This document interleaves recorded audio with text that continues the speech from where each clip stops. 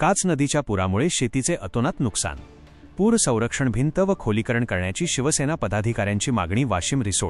रिसोड तालुक्यातील काच नदीला येणाऱ्या पुरामुळे दरवर्षी शेतकऱ्यांचे मोठे नुकसान होत असून या समस्येवर कायमस्वरूपी तोडगा काढण्यासाठी काच नदीवर पूर संरक्षण भिंत बांधण्यात यावी आणि नदीच्या प्रवाहाचे खोलीकरण करून त्याला योग्य दिशा देण्यात यावी, अशी आग्रही मागणी शिवसेना पदाधिकाऱ्यांनी प्रशासनाकडे व संबंधित मंत्र्यांकडे केली आहे. काच नदी ही रिसोड तालुक्यातील पिंपरी, सरहद, कुर्हा, अंधळ, जोगेश्वरी, अमनी, नेतवसा, नावती, माळशेलू, पेलबारी, शेलगाव, राजगुरू आणि मसलापेन या गावांच्या हद्दीतून वाहत जाऊन पुढे पेनगंगा नदीला मिळते.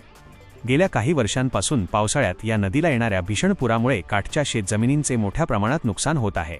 यावर्षीही पावसाळा सुरू होताच नदीला आलेल्या पुरामुळे शेतकऱ्यांनी पेरलेली पिके आणि सुपीक माती वाहून गेली आहे. हे अस्मानी संकट टाळण्यासाठी काच नदीवर पूर संरक्षण भिंत उभारणे आणि नदीचा प्रवाह सुरळीत करण्यासाठी तिचे तातडीने खोलीकरण करणे अत्यंत आवश्यक झाले आहे. या गंभीर प्रश्नाकडे लक्ष देऊन पूरग्रस्त शेतकऱ्यांना तात्काळ न्याय मिळवून द्यावा, अशी मागणी एका निवेदनाद्वारे करण्यात आली आहे. या मागणीचे निवेदन पुढील कायदेशीर व प्रशासकीय पाठपुराव्यासाठी राज्याचे अन्न व नागरी पुरवठा मंत्री नामदार श्री गिरीशजी महाजन, वाशिम जिल्ह्याचे पालकमंत्री नामदार श्री दत्तात्रयजी भरणे, अकोला लोकसभेचे खासदार माननीय श्री अनुपजी धोत्रे आणि विधान परिषद आमदार माननीय नामदार भावनाताई गवळी यांच्याकडे सादर करण्यात आले आहे.